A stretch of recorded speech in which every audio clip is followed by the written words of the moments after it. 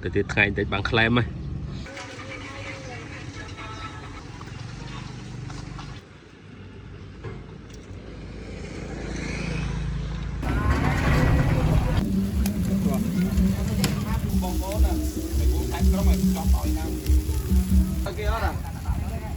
tao tao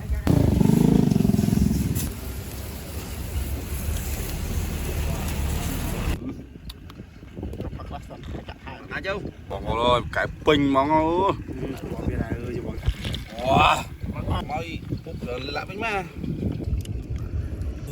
đã chặt rồi mà ông à chọt mà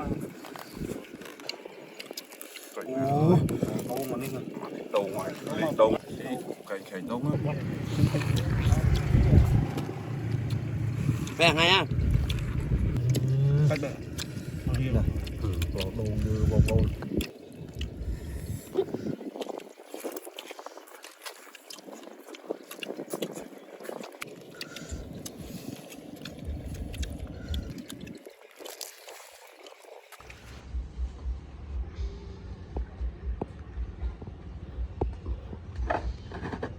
trời mà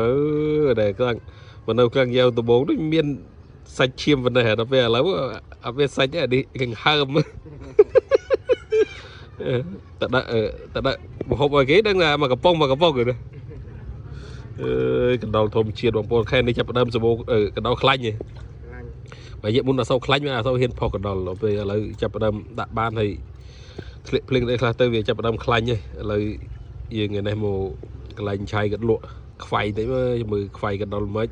lấy nó bằng bồn vì muốn thọp tại ăn ấy thôi mà đa là dùng viên một phai một đó đã mà thông sang cái này bằng bồn này cái đầu ăn mấy cái đầu chọn này cái đầu nặng cốp rồi đúng cốp rồi đó là cốp là mấy cái đầu chọn cái đầu lấy cái đầu chọn về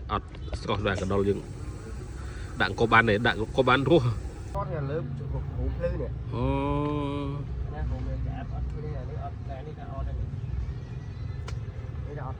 và nâng đi bol được khó về nốt nè bà nốt đi mau hơi lớp của túi lớp trống à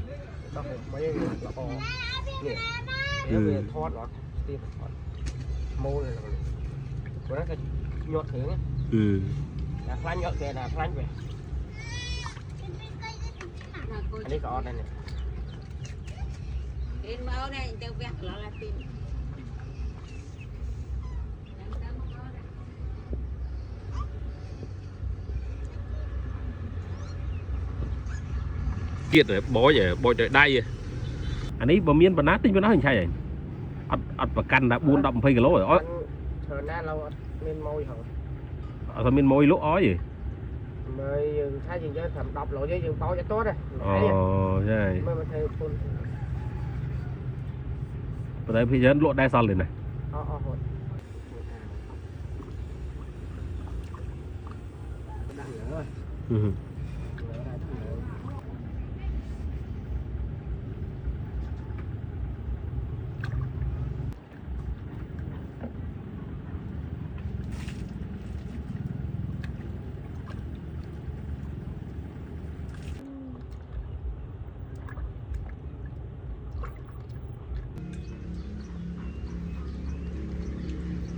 đầy cu đầy con ở pi nẹo ăn chập lườn rồi UP chứ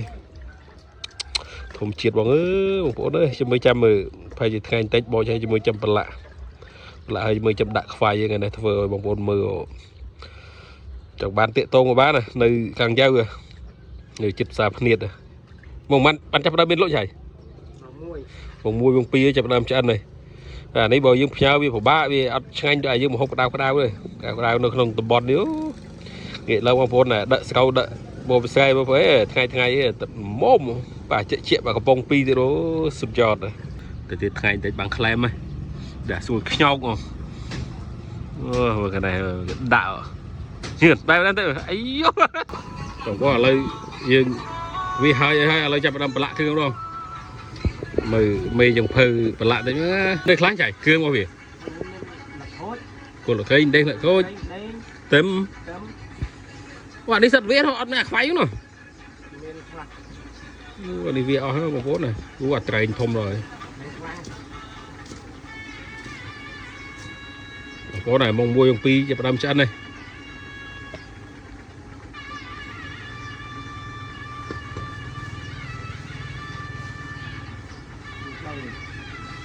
trường đánh chặt nó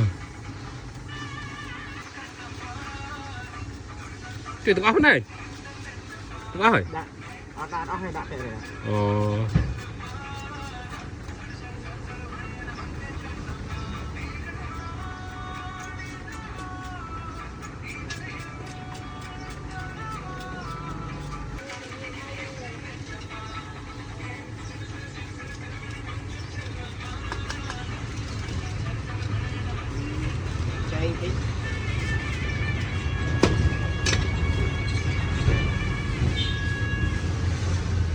cái đấy ăn liếp ăn tức xây kia không không luôn rồi tập bị ai mà đặt thế thường cái lâu hai thư chít hơi á thư dừng xẹp tịch tích chứ mình phù lực sầu chất sầu cái mình thấy hơi bạch rồi trời mới thùng lỗ rồi quay là bày kia rồi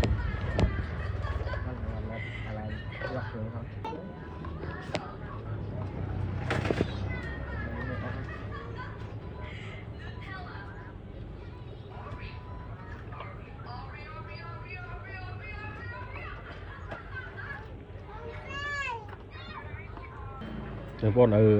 thương nhốt nó dương vô vô tìm nhật cho cô hồi đây đã tìm lại thôi để nó chui bật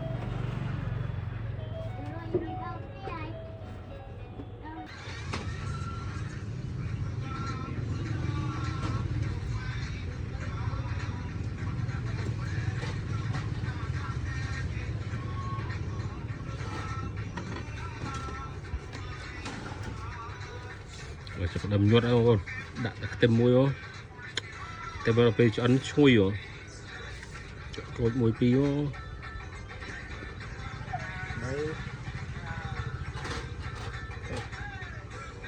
men bật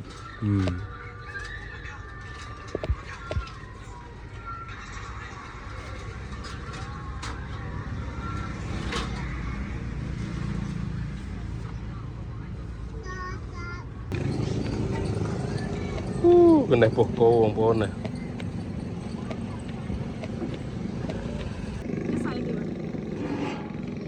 trời tân chắn rồi mà ai đón lại chân mà mơn rồi đã không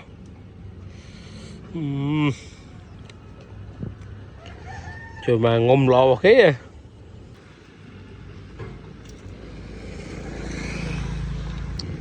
mình làm không nữ đã lấy hồ trời mà ơi triệt đầm nào còn phố đó này cho anh Jenny của miên này trời mà chạy chứ không bỏ khơi nhỉ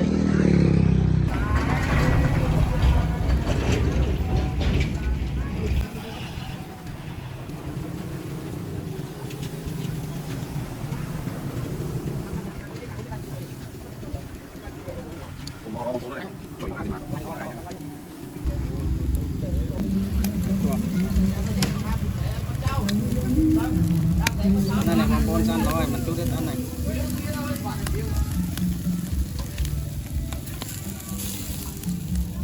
bông bố nè để uống thánh có mày cho tỏi nào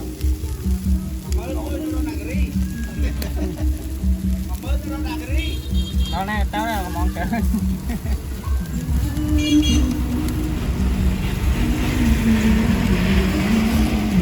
sụt nhóm vòng sờ bay chứ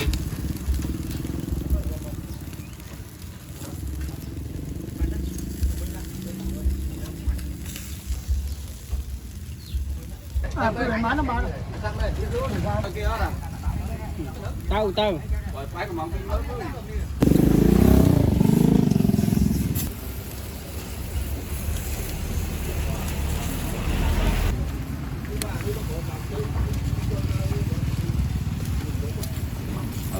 mê kia này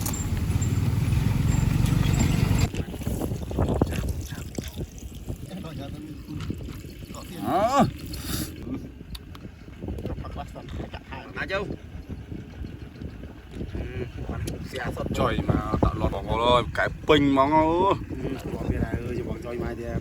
anh phun lên cho đây ở nè Wow. Anh mới phút rồi lại bánh ma.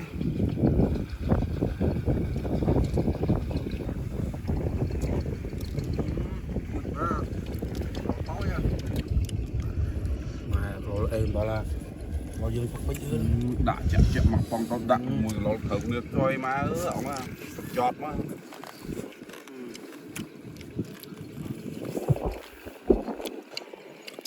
ủa Câu mà đi đầu ngoài đầu thì nào bằng con ơi. Rồi đi đạp đâu rồi xin đâu đi nó. hàng đâu Cái đâu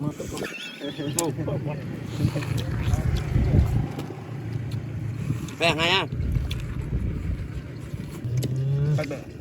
bao nhiêu này bỏ đồ như bò bò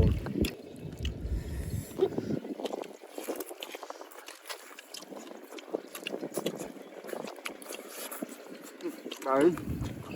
à bớt đó à tức quá đấy.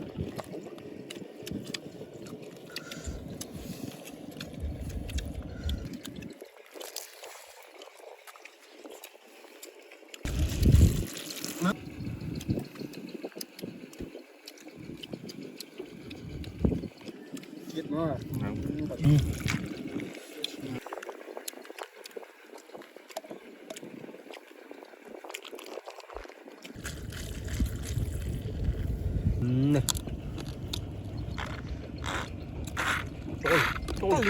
Mà ai quả bớt lang ấy. bớt mấy à Rồi.